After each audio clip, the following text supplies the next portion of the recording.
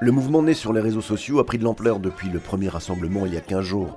Devant la gare du Nord, ils sont cette fois plusieurs milliers à exiger la démission de Theo Franken.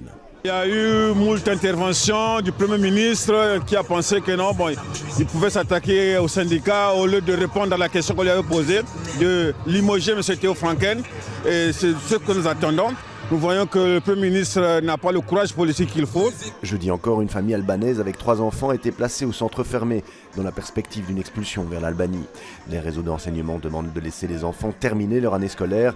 Le cabinet du secrétaire d'État à l'asile renvoie la responsabilité aux parents. Il faut faire quelque chose, accueillir les gens, apprendre à vivre ensemble et surtout pas se fermer à la misère humaine. On a des gens qu'on a hébergés depuis 6 semaines, 2 Érythréens, qui sont actuellement au centre fermé et qui risquent d'être renvoyés chez eux. Et chez eux, c'est un régime totalitaire. Et s'ils sont renvoyés là-bas, ils risquent d'être d'office emprisonnés et peut-être bien torturés. Donc, les maires disent qu'ils ont une politique ferme et humaine, mais je suis désolée, c'est pas du tout humain de renvoyer des gens comme ça. Chaque jour, il y a des nouveaux scandales. Chaque jour, il y a on voit des nouveaux signes de régression de nos libertés à nous, et ça nous pose vraiment problème, quoi.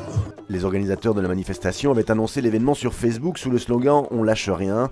Une 50aine d'associations soutiennent à présent le mouvement qui ne compte effectivement pas s'arrêter là. On en a vraiment marre de cette politique divisée pour mieux régner.